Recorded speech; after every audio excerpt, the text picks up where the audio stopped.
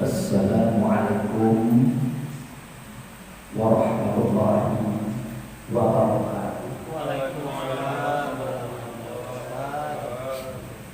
Alhamdulillah wa syukurillah lillahi ta'ala rahmatillahi alaina aina bila subuhi hadana fazal jiji insyaallah rahmatullahi alaina wa ala nabiyyina Muhammad sallallahu alaihi wasallam hayyassallimu alaihi Allahumma sholli ala sayyidina Muhammad wa ala ali sayyidina Muhammad. Amma ba'd. Yang saya hormati Bapak Ketua PKM Masjid Abu Bakar As-Siddiq Al-Mukarramah beserta jajarannya, yang saya hormati Pak Imam Khatib Ibrahim, yang saya hormati para pemuda masyarakat, para ulama jadi pada jadi, yang saya hormati bapak-bapak ibu para jemaah semuanya, insyaallah dicintai dikasihi saya oleh Allah Subhanahu wa taala. Pada pagi hari ini kita bersyukur kepada Allah dengan anugerahnya kita sudah diberi kesehatan, kekuatan, kita kesempatan untuk melaksanakan puasa yang ke-22, ya. Insyaallah nanti Allah beri izin kepada kita untuk melesarkannya dan diberi izin pula untuk 6 hari bersyarat, sehingga seandainya Allah menguji kita pada waktu itu kita sudah tenang, kita sudah damai, karena membantu kita dosa-dosa kita insyaallah semuanya sudah diampunkan oleh Allah Subhanahu wa taala. Kemudian kita berdoa kita Nabi Muhammad Rasulullah sallallahu alaihi wasallam, kita baca sholawat Allahumma sholli ala sayyidina Muhammad wa ala ali sayyidina Muhammad.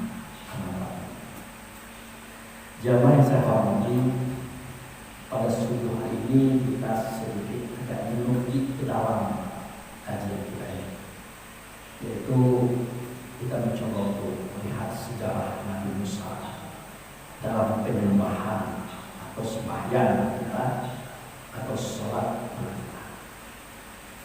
Jadi Bapak Ibu yang saya hormati, ini jalan-jalan disampaikan, tapi informasi ini ada. Kenapa Pak Bukiti kok jalan-jalan disampaikan? Ya takut nanti mengandung fitnah, mengandung fitnah. Sedangkan sesuatu ini memang harus disampaikan supaya setidak-tidaknya ada perbandingan kita ketika kita menyembah Allah di dalam sholat kita. Baik Bapak Ibu yang saya hormati, jadi dalam sebuah firman diceritakan, itu surat Toha ayat 14. Jadi surat Toha itu ada dalam Al-Quran, ada surat nomor 20, yaitu ayatnya 14. Di situ Allah berfirman, yang firman itu tentu Rasul yang menyampaikan. Apa kata Allah? Innani anallah la ilaha illa ana fa'budu wa aqim sholat. Ini kan sering kita dengar kalimat ini. Artinya adalah, hai Musa, sesungguhnya aku ini adalah Allah. Tidaklah Tuhan yang tiada.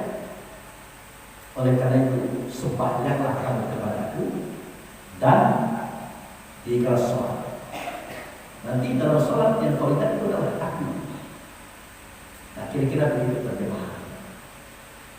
Nah, oleh karena umat akhir zaman ini tidak banyak menggunakan akalnya di dalam berpikir tentang kitab Tuhan, maka banyak pemahaman yang simpang siur tentang ayat ini. Ada yang mengatakan itu memang Allah yang berkata. Ada yang mengatakan Musa itu benar-benar lihat Allah. Ayatnya itu. Padahal Allah itu tidak berbentuk, tidak berupa, tidak bersuara, tidak berkata, tidak sama dengan segala sesuatu. Kenapa Allah begitu? Ya Allah itu kan nama zat yang maha agung. Sama dengan saya, Abu Fikri, sama dengan Pak Triyogo, itu kan nama. Ya kalau nama itu tidak ada bentuknya Pak, tidak ada suara, tidak ada katanya. Sebenarnya yang bertemu dengan musawwir itu adalah wujud serta nama. Yang Bapak Ibu yang atas mimbar ini wujud serta nama, bukan nama saya. Artinya orang yang bernama dengan nama Al-Fikri, orang yang bernama dengan nama Allah. Itulah yang bertemu dengan Musa. Dan Musa melihat dia. Musa mendengar suaranya, dan Musa berhadapan dengan dia. Lalu siapakah dia ini? Dia inilah yang pernah kita temui seketika kita berada dalam Baitullah Hakikat. Betul, hakikat itu tempat asal itu dulu Pak, di mana di Al-Quran itu diceritakan itu semuanya. Cerita gaib-gaib ini ada di situ. Allah berfirman pada surat Al-Imran 96. Apa kata Allah? Inna awala baiti lin-nasi ladzina mubarakah wa hudan lil-alamin. Fihi ayatun bayyinatun maqam Ibrahim mandakahu kana amina. Artinya sesungguhnya tidak main-main itu, serius itu. Sesungguhnya rumah yang pertama kali yang pertama kali itu berarti rumah sebelum. Aku yang mendirikannya, aku yang mendirikan, bukan itu. Itulah rumah yang di negeri Bakkah. Mana itu negeri Bakkah? Ditulis dalam Al-Quran tadi Mekah. Ini yang dimasalah. Ini negeri Bakkah itu bukan Mekah, tapi negeri yang di luar jauh alam semesta. Pecah langit, pecah bumi, terjadi kiamat, hanya negeri itu tidak terganggu. Itu. Nah, di negeri itu aku buat rumah. Aku yang membuatnya. Nah, rumah itu petunjuk bagi alam semesta. Hudadil alam, petunjuk bagi alam semesta. Artinya, nanti kalau alam semesta tercipta, langit dan bumi beserta isinya, minta petunjuk kepada Allah, dia akan datang ke rumah itu. Nah, kalau lupa kita berapa sekarang. Nah, pertanyaannya siapakah yang ada dalam rumah itu? Sebelum kita bertanya itu tanya kepada Allah dulu, ya Allah, apakah benar kami nanti minta petunjuk kepada rumah itu? Kata Allah, tidak. Ngapain kamu minta petunjuk kepada rumah? Tetapi kamu minta petunjuk kepada orang yang ada dalam rumah. Nah, siapakah orang itu? Nah, diceritakan oleh Allah surat As-Saff ayat 9. Wallazi arsala rasulahu bil huda wa dinil haq. Dia itu Allah mengutus Rasul. Nah, itu. Jadi Allah mengutus Rasul. Rasul itu membawa petunjuk. Rasul itu membawa agama untuk dimenangkan agama ini dan semua agama yang lain. Jadi dalam ayat ini jelas sekali bahwa Allah tidak memegang petunjuk, tetapi Rasul itu yang memegang petunjuk. Rasul itu membawa petunjuk. Namanya adalah Muhammad. Ini kita yang lupa ini. Nah, beliau ada dalam rumah itu. Kemudian di ayat 7 dikatakan fihi ayatu. Di dalamnya ada ayat-ayat. Ini juga luput dari pantauan ulama dunia. Ayat apa? Dikatakan ayat Quran dalam mungkin. Kenapa tidak mungkin? Semua catatan wahyu waktu itu masih ditulis di perpaduan, batu-batu, kayu-kayu, kulit-kulit hewan. Waktu itu belum ada jurus, belum ada nama surat, apalagi ayat. Ternyata kata Rasulullah, ayat yang ada dalam rumah itu, itulah bal huwa ayatu bainatu fis sudur.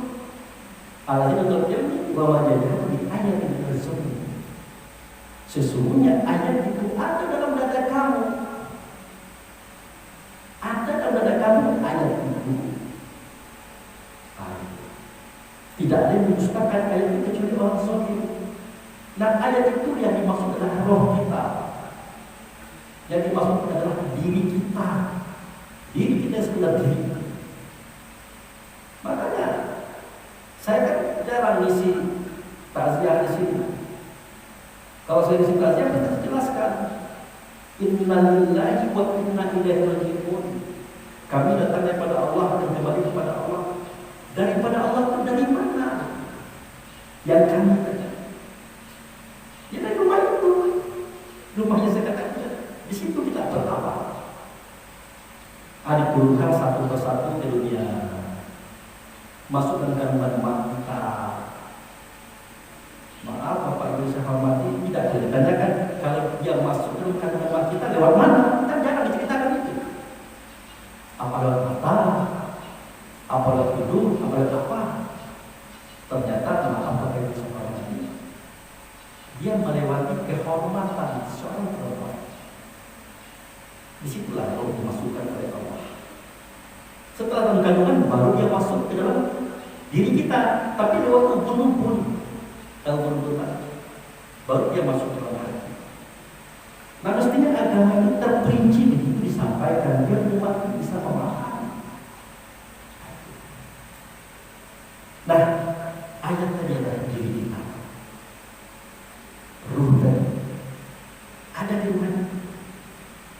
Nah kebenaran casingnya kita itu laki-laki dalam kandungan mak kita, makanya kita laki-laki.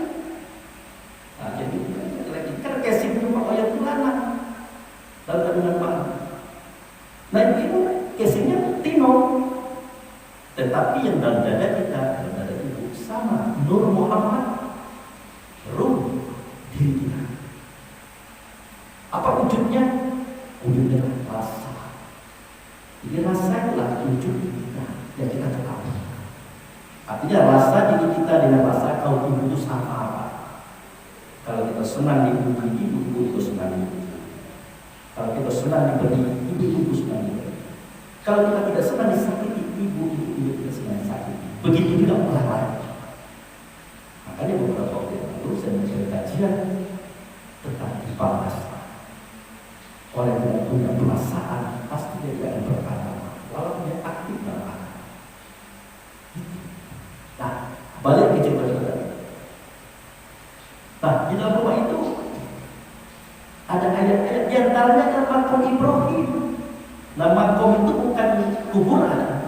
Antara makam dan makom beda. Kalau makam itu kuburan. Kalau makom tempat tegak. Nah, kalau ada tempat tegak Ibrahim, nanti Ibrahim juga ada di situ. Jadi pertanyaan, siapakah Ibrahim? Waktu itu siapa? Tidak tahu kita. Kalau Allah dan Rasul menceritakan, tidak tahu kita apa peranan di situ. Rupanya bukan rahasia ini. Rahasia ini pada surat Al-Baqarah ayat 124 diceritakan di situ. Apa bunyinya? Wa izibtala Ibrahim rabbuhu kalimati fa'atamahunna. Qala inni ja'aluka imaman linnas. Ingatlah seketika kami uji Ibrahim dengan beberapa kalimat. Nah, kenapa ada kata ingat? Kenapa? Karena kita melihat waktu Allah menguji Ibrahim. Kita mendengar waktu Allah menguji Ibrahim. Dan kita berhadapan langsung dengan Allah waktu Ibrahim diuji oleh Allah itu. Makanya ada kalimat ingatlah. Tapi kita lupa. Nah kan uji, lulus dia. Waktu itulah kami instruksikan, Ibrahim, aku jadikan engkau imam bagi semua manusia. Bayangkan dari Adam sampai Isa sampai kita hari ini, Allah memberikan Ibrahim sebagai imam. Nah, disitulah Ibrahim sebagai imam, kita sebagai makmum. Nah, dia imam, kita makmum. Pertanyaannya, siapakah yang menghadapi Ibrahim itu? Siapakah yang kita hadapi? Jawabnya adalah kiblat. Karena kita kurang berpikir juga, kita kira kiblat itu apa? Padahal kiblat itu artinya hadap. Yang dihadapi siapa? Yang dihadapi adalah Allah. Tetapi tidak nyata Allah mengenai utusannya bernama Muhammad. Muhammad adalah Jibril. Muhammad adalah hadap yang menyampaikan kita kepada Allah. Beliau wasilah. Nah itulah yang ditemui Musa pada waktu itu, Pak. Muhammad itu mengatakan kata Allah. Musa, sesungguhnya aku adalah Allah. Dia mengecekkan kata Allah itu. Tidak ada Tuhan, akulah dia. Bukan dia mengecekkan diri. Oleh karena itu, sembah oleh kamu akan daku dan dirikan sholat. Seketika kamu sholat dan kamu ingat saya loh, aku ya. Musa tidak mungkin bisa mengingat Allah, tapi Musa mampu mengingat sosok yang dihadapi. Nah, saya tidak mengatakan di dalam sholat yang sebenarnya yang kita cari Allah, tetapi kita ada di Muhammad. Tapi saya seribu kali sayang, kita tidak bisa melihat dia karena masa berbeda. Dan kita perlu bocah mana bentuk beliau, karena dia pernah bertemu dengan kita dulu. Berkata, alastu bi rabbikum, adakah tidak aku ini dengan Tuhan kamu? Kita jawab, bala syahidna, benar kita dengan Tuhan kami. Pernah ketemu dulu Pak di rumah yang tadi saya ceritakan. Benar, engkau dan Tuhan kami menyaksikan. Itulah yang kedua, ada kalimat asyhadu an la ilaha illallah wa asyhadu anna Muhammadar rasulullah. Aku bersaksi tidak ada zat, tidak ada sifat, tidak ada nama, tidak ada perbuatan kecuali Allah ada.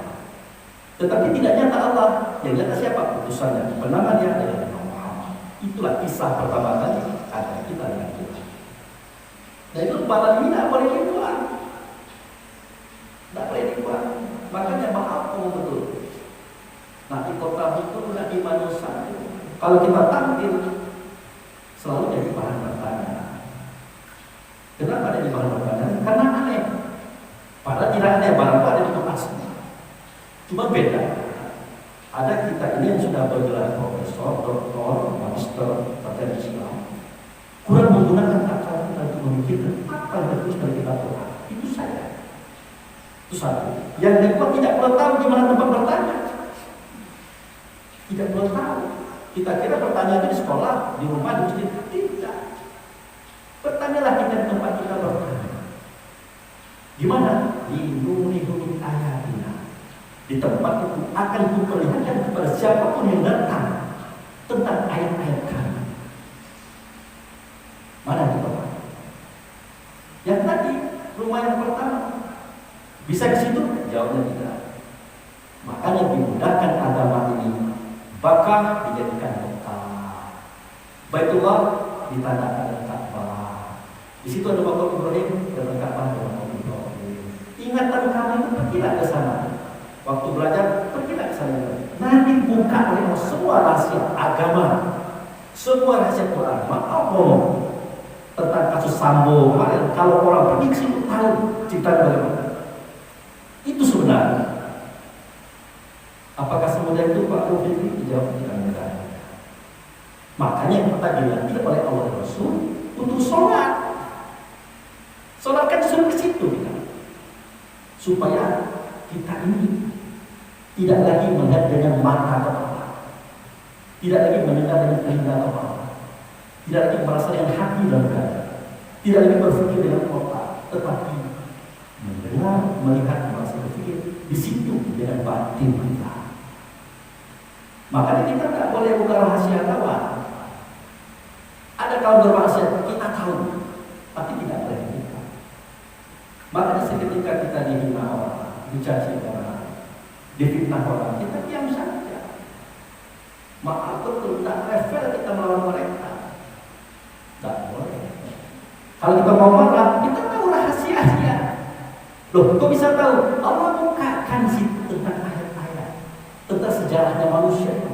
Sebut saja namanya, bin siapa? Ketahuan siapa. Ini sudah terlanjur. Nah, balik cerita Musa. Jadi Musa itu Pak dalam sholat mengingat beliau itu lah. Karena ada kita Wa aqimi sholat dzikri. Kamu dirikan sholat dalam sholat pengingatannya. Maka Musa kalau sholat Allahu Akbar, Musa itu bersuara berkata kepada dia. Maka berkata Harun adik Musa, berkata Joshua murid Musa, berkata Bani Israel, kalau kami ingat siapa? Kalau anda enak ketemu dengan dia, kalau kami ingat siapa? Disebut apa? Disebut apa? Apa kata Musa? Dan mungkin kamu dengan beliau tadi, kalian bertemu dengan beliau saya. Tapi percaya, saya tidak akan bawa. Di dalam sholat kalian adalah saya. Saya akan mengantar kalian kepada beliau, beliau akan mengantar kalian kepada Allah. Itulah kajian semua Islam. Makanya dalam tarekat itu guru-guru diagungkan dan tradisi NU kiai diagungkan. Rahasia itu, tidak berani orang melawan mursyid, tak berani. Tidak berani orang melawan kiai, tidak berani. Tidak berani orang melawan ustaz, tidak berani. Tapi sekarang kenapa berani? Ustaznya tidak ngerti, jamaahnya tidak ngerti. Itu. Nah, bagaimana diri kita sekarang? Nah, kan itu. Tadi Pak dia doa azan. Ingatkah Bapak doa apa yang Bapak baca? Pasti Allahumma Rabbah hazil da'wati tamam wa sholatil qa'imah ati Muhammadani wasilah wal fadilah wa ta'atu fil maqama mahmud. Kan gitu. Apa terjemahannya?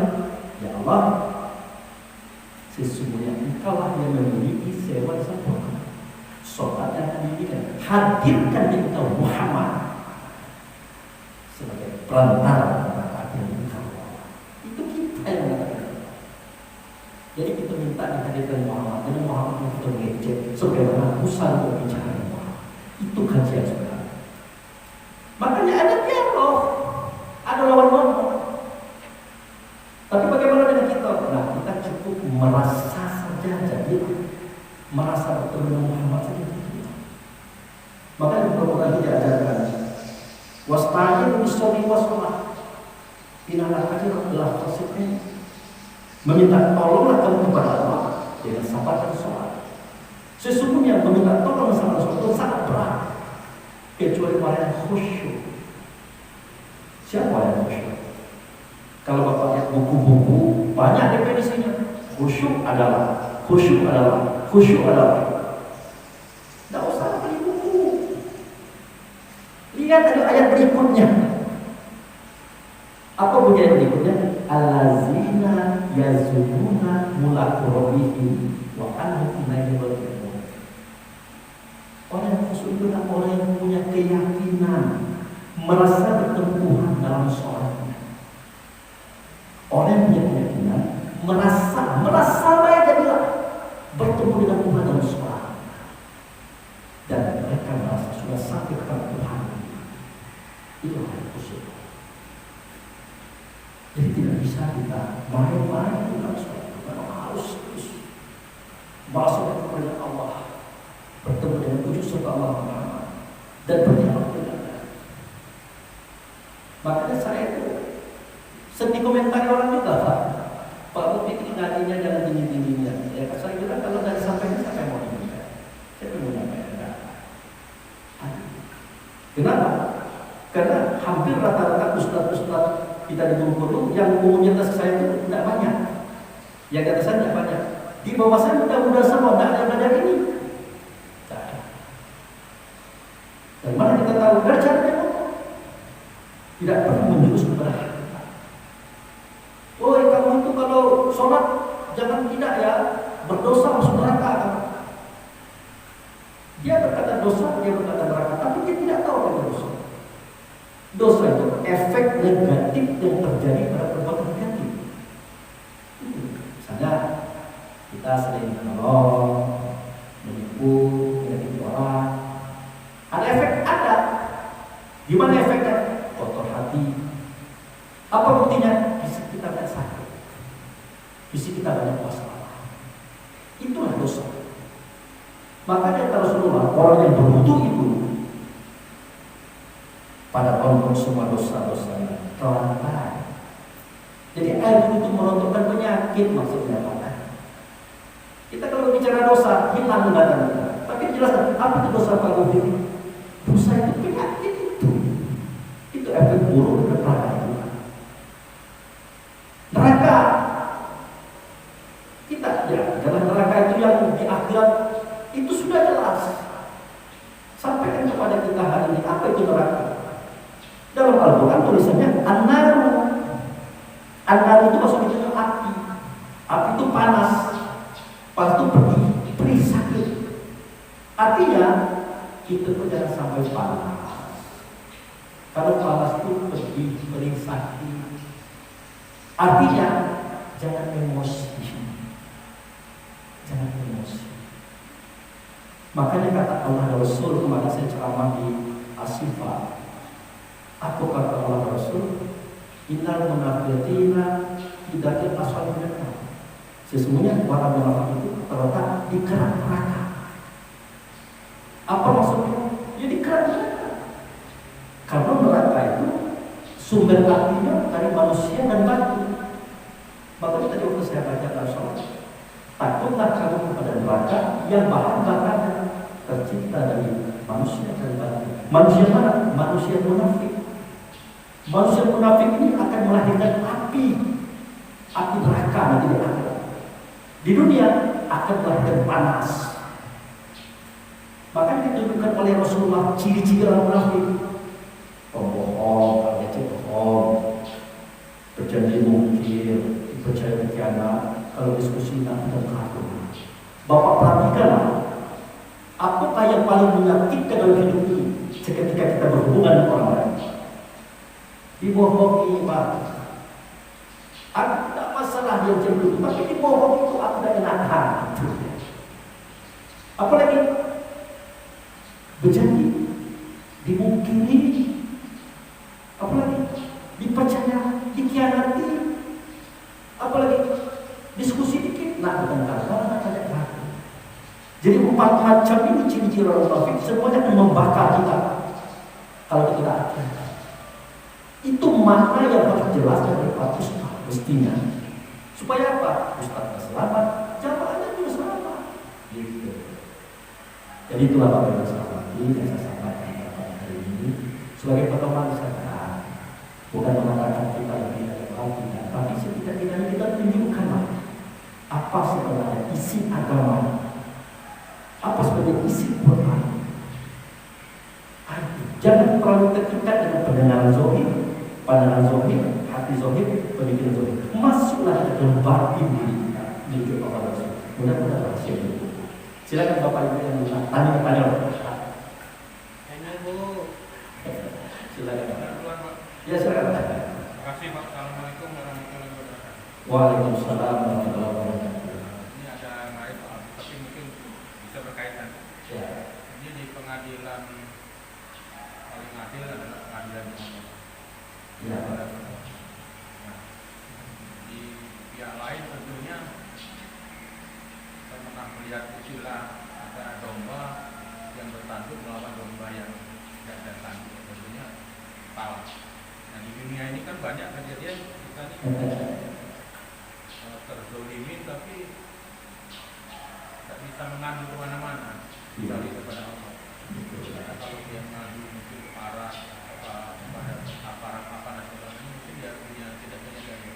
Nah yang kami tanyakan tentunya apakah kita berdosa atau tidak kita mengadu, minta yang menjalimi kita itu supaya diberikan laknat atau hukum dan sebagainya. Lalu yang kedua, kami pernah mendengar itu ada seorang mengatakan bahwa dikutuk 7 turunan. Nah, apakah yang artinya turunan-turunan lainnya itu yang sama sekali tidak berdosa sampai disumpah 7 turunan. Iya, akibat perbuatan mungkin entah orang tuanya atau segala macamnya. Nah, yang tidak tahu menahu apakah maaf, Allah memberikan mengabulkan doa-doa. Berpengaruh apa tidak? Iya, kayak dikutuk kayak gitu kan Nah ini mungkin mau penjelasan secara tentunya secara agama kita. Makasih. Wassalamualaikum warahmatullahi wabarakatuh. Waalaikumsalam warahmatullahi wabarakatuh. Jadi Pak Joko, Allah Subhanahu wa Ta'ala itu melalui Rasulnya. Jangankan memilih pemimpin negara, pemimpin provinsi, pemimpin kabupaten, milih orang rumah itu kriterianya. Ya bayarnya, kalau dia orang rumah itu pertama kali keturunan orang kaya, kedua cantik, kedua kaya, keempat dia berakal dan mengamalkan agama. Itu kriteria istri yang harus terpilih. Tapi kan ini kan banyak kebablasan. Kita malah milih cantik, akhirnya berisiko. Tapi tidak apa-apa. Apa boleh buat terlanjur, jangan macam-macam lagi. Apa lagi milih pemimpin negara, pemimpin provinsi, pemimpin kabupaten, seterusnya. Nah letaknya sih. Nah tetapi karena kita tinggal di akhir zaman itu sebentar lagi kiamat, jadi susah. Kalau zaman Nabi dulu, kalau kita memilih pemimpin itu pilih orang yang bertakwa, beriman, bertakwa dan mengamalkan Islam dengan baik. Kalau ada itu jangan dipilih. Kenapa? Nanti dia akan memilih orang-orangnya yang sama dengan dia. Makanya zaman-zaman Rasulullah SAW dulu situasi kondisinya bagus, cara penataan negara dan cara melindungi kaumnya itu. Salah satu contoh, Umar bin Khattab itu Pak presiden, khalifah. Tapi jangan bapak artikan dia punya mobil, punya istana, punya baju megah. Tidak, baju itu cuma semuanya, udah jelek, jalan kaki. Apakah dia punya daging? Ada daging, tapi tidak dihati, sekedar makan baiknya. Itu satu. Nah suatu ketika dia berjalan malam, kalau kata kita rondo malam, ditengok dari kejauhan atau orang seperti api ya, di dekat rupanya ibu dengan dua orang anak. Diperhatikan, apalah yang masak itu? Lama masak jam 2 jam tidak masak itu. Anaknya tidur. Didatangi oleh Umar, Bu, ibu tuh masak apa? Umar tidak masak. Masak batu, Pak. Masak batu, berarti ibu sudah membohongi anak-anak. Lah sama bapaknya minta makan, berarti saya tidak atur. Pak disuruh buat lagi sambil nunggu ibu masak. Nah, sampai gemetar Umar, menangis. Kenapa? Ini kesalahan dia. Dianggap oleh Umar itu kesalahan dia. Kalau tidak salah juga Umar tidak tahu. Oke, Bu, tunggu di sini ya. Nah, waktu itu Umar bersama ajudan yang namanya Aslam pergi ke gudang, ambil induk, ambil minyak, ambil potongan daging, ada kulkas untuk jamin misalnya gitu. Umar kata Aslam, Pak, dia saya bawa. Jangan, kau tidak akan mampu menjadi dosa Umar. Biar aku minum beras ini, bertutup minyak ini dan potongan daging. Dikasih oleh Umar, dimasakkan sendiri. Daging direbus, minyaknya dibuatkan, air direbus, makan. Dibangun dengan makan. Dimakan enak, Gimana enak. Lah, pemimpin itu siapa? Umar bin Khattab. Bagaimana pandangan dia tentang keadaan itu? Parah. Sebenarnya kepemimpinan dia susah kami makan. Oh gitu, terima kasih ya. Ya kalau itu saya pagi dia boleh. Sebentar Pak, siapa? Saya baru dikata. Kaget itu. Lalu kenyataannya dengan apa yang diceritakan orang beda. Ternyata Umar bin Khattab itu baik orang. Selama ini dia tidak tahu. Itu contoh pemimpin yang beriman dan takwa. Kalau yang tidak beriman dan takwa, saya ceritakan pahamlah kita itu secara politis, secara budaya, secara ekonomi, terkadang kita hanya dirugikan yang seperti itu. Dan kita pun tidak boleh menyalahkan mereka karena ini takdir juga. Apalagi hidup di akhir zaman. Hidup di akhir zaman ini siapapun yang kita pilih, rasulnya kita tidak tipis, Pak. Karena akhir zaman. Jadi kita hanya berdoa saja. Mudah-mudahan kita selamat, keluarga selamat, semua selamat. Pertanyaan yang kedua, apakah Allah mengabulkan doa kita misalnya kita mengutuk pemimpin atau orang yang zalim kita? tidak usah menuntut lagi, karena menuntut itu nanti mengotori hati, mengotori pemikiran dan mengotori lisan kita. Biarin aja. Kenapa? Faman ya'mal mithqala khairin wa man ya'mal mithqala dzarratin. Siapa yang berbuat baik sedikit saja akan membuat mereka seperti itu. Siapa yang berbuat buruk sedikit saja akan membuat mereka seperti itu. Artinya Allah dan itu pasti kena orang. Nah, jadi kita dosa ikutan mengontrol diri kita karena kotoran mungkin biarkan saja. Nah, yang kedua, apakah bisa berlaku? Kutukan 7 turunan. Dan apakah Allah memperkabulkannya? Nah, Allah kan mengajar kita tidak menunggu. Sesungguhnya orang beriman itu tidak akan menunggu. Artinya dia mengajarkan kita tidak menunggu. Kemudian Allah tidak mau diatur, karena dia zat pengatur. Aja. Kemudian Allah tidak akan memperkenalkan orang yang meminta dengan emosi, tapi memperkenalkan orang yang meminta dengan kerendahan hati dan emosi. Nah, terjadi para 7 turunan mereka itu susah. Mungkin saja supaya anak keturunan ini berpikir dan mempelajari kenapa kok kami ini begini-begini. Contoh seperti Ken Arok membunuh Mpu Gandri. Kan ada cerita dulu. Mpu Gandri mengatakan, kamu nempah pisau, nempah keris, aku buat bagus-bagus dengan mesin paling bagus, cara yang bagus, dikroin paling bagus. Ternyata engkau gunakan keris itu membuat kau tunggu 7 keturunan kau akan mati dari keris itu. Terbukti mati semua 7 keturunan dari keris itu. Namun karena Allah Maha Adil, tidak dia menerima apa yang kita lakukan. Tapi apakah tidak bertentangan Pak Titik dengan yang pertama tadi? Yang pertama kan betul tuh, kalau bisa tidak usah kita mengutuk kan? Karena tanpa kita kutuk pun dia akan kena. Tapi kalau mau mengutuk gimana? Ya boleh-boleh saja, tidak masalah. Kan itu tersulit. Nah, itu Pak. Jadi kalau bertahan lagi, sumpah, udah tahan. Tapi tidak kita sumpahnya kena itu. Apakah kita bersalah ketika salah tidak? Tapi agak mengotori pikiran, perasaan. Bukti kotor itu adalah hati kita itu benar. Itu benar, perasaan itu benar. Tapi tidak Allah dosa. Apakah itu terbukti? Sebenarnya Allah tidak mau jatuh. Tapi kalau sudah betul-betul terjadi, Allah sendiri akan melaksanakan itu. Contoh sumpah itu dan itu boleh bisa. Jadi kalau kita cerita Nabi kan jauh, ini yang Indonesia. Ayo. Masih ada? Itu yang baca Quran. Pak. Oh ya,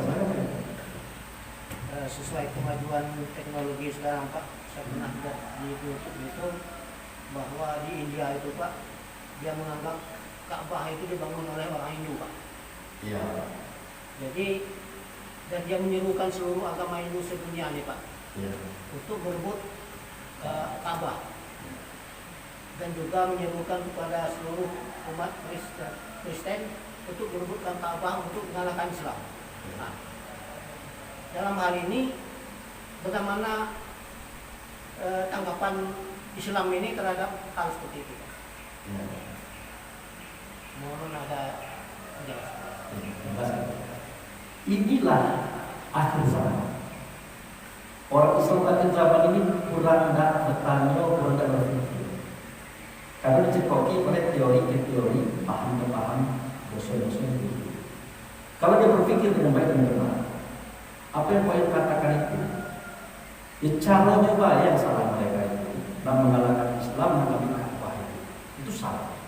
Tapi kalau mereka mengatakan Ka'bah itu milik Kristen, Ka'bah itu milik Yahudi, Ka'bah itu milik Hindu, itu tidak salah. Kita pernah dengar bahwa Dewa Brahmana itu dewa Hindu. Pernahkah kita tahu siapa itu Brahmana? Brahmana itu Ibrahim. Ibrahim itu yang Brahmana. Tidak salah pula dia mengatakan Ibrahim itu yang mendirikan. Jadi Hindu, Kristen, Buddha, apa lagi? penghuni, semuanya satu Tuhan Allah satu Tuhan. Cuman namanya mereka itu beda-beda dalam pandangan. Kalau Ibrahim mengatakan Allah itu, pernah tak kita tahu siapa? Apakah Allah itu? Tidak. Dia manggil Allah itu Ehor. Musa memanggil Allah itu Pharaoh. Isa memanggil Allah itu Yahweh. Kalau orang Hindu tadi manggil Allah itu Dia. Tapi benda itu ada yang tidak digali oleh kita akhir zaman. Agak malas kita beribadah. Sudah itu pernahkah kita bertanya kenapa orang Hindu itu mempertuhan sapi?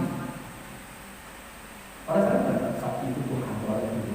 Sebenarnya bukan begitu ceritanya. Berasal orang Hindu masih turunan orang-orang di masa Nabi Musa, masih turun orang kelompok Bani Israil.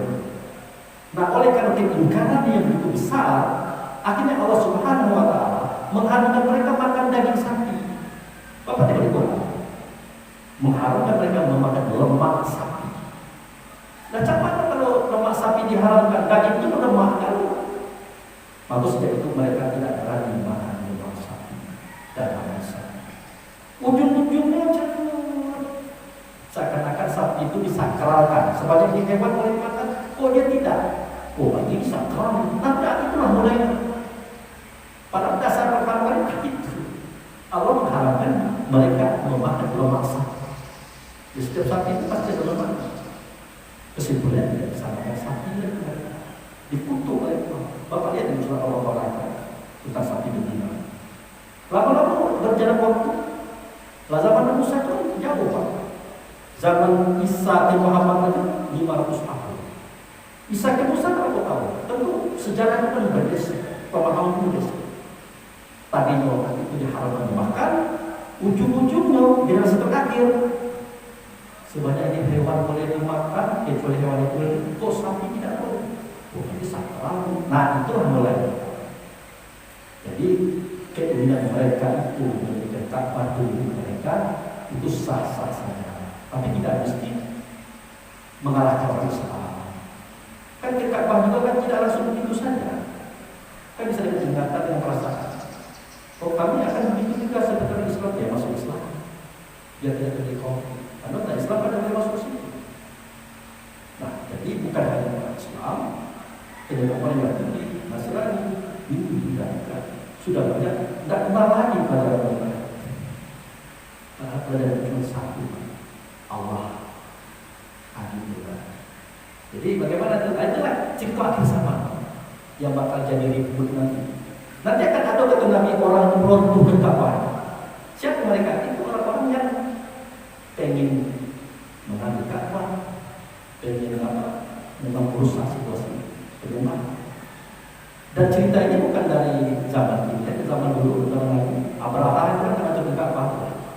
Rencananya dan dipindahkan, tapi bukan itu sebenarnya. Mula Mekah. Konyol ketua yang mengatakan Abraham nak menghancurkan Ka'bah, telah dibuat perlu ditempatkan Ka'bah biar orang Rabidah di situ. Bukan kecil biaya Pak. 1 Rabiul Awal itu berangkat. 1 Rabiul Awal. 11 Rabiul Awal Abraham itu digerbuk oleh Allah pasukan berkaitan dengan Ka'bah. Itu pasukan 10.000. Gajah puluhan, kuda ratusan. Kalau makan nasi padang seorang 5.000 Pak, 3 orang untuk makan 3.000 kali 10.000, 1 miliar sekali. Belum aja makan gajah, makan kuda. Berarti besar biayanya. Sudah turunkan Ka'bah, balik ke kampung, buat Ka'bah. Alangkah banyak modal. Itu yang tidak dipikirkan oleh orang akhir zaman. Dia tuh nak merebut Mekah tuh, nak dijadikan Ka'bah itu tempat kuil mereka. Kamu tahu Ka'bah yang tanda itu sudah. Jadi Abraham itu paham dan berjuta bersama tentang apa itu Ka'bah. Ini menyedihkan. Tapi kenapa? Aku pikir orang percaya. Namun kita orang sekolah, orang sekolah tak baca Quran itu belajar Quran. Tapi agama seperti itu. Padahal masalah agama bukan masalah juga sekolah. Nabi-nabi para wali dan sekolah tapi dia tahu. Yang penting tahu. Kalau tahu kan kita bisa menjelaskan. Akhir bayarnya kita dapat bisa jadi nanti peperangan itu berkali. belum lagi masalah wajib Islam. Ini melibatkan semua kita. Itu saja. Insya Allah kapan-kapan menuju kepada Allah kita bisa berbicara panjang lebar atau diskusi. Ini menarik sih kita. Apakah sejarah, sosial, dan ekonomi. Insya Allah kita coba mendengar. Habis Pak? Ibu habis ya? Terima kasih. Demikian terima kasih. Terima kasih. Maaf. Ini saya bikin video biar saudara kita di Indonesia yang lain nonton juga. Alhamdulillah ada teman-teman. Bukan harapkan program YouTube kita, karena kita ada tidak juga, tapi kita bersyukur yang lain bisa nonton. Nah, kalau sudah di sini saya kepo orang, berarti kalau bisa yang lain bisa nonton. Oke, terima kasih. Wabillahi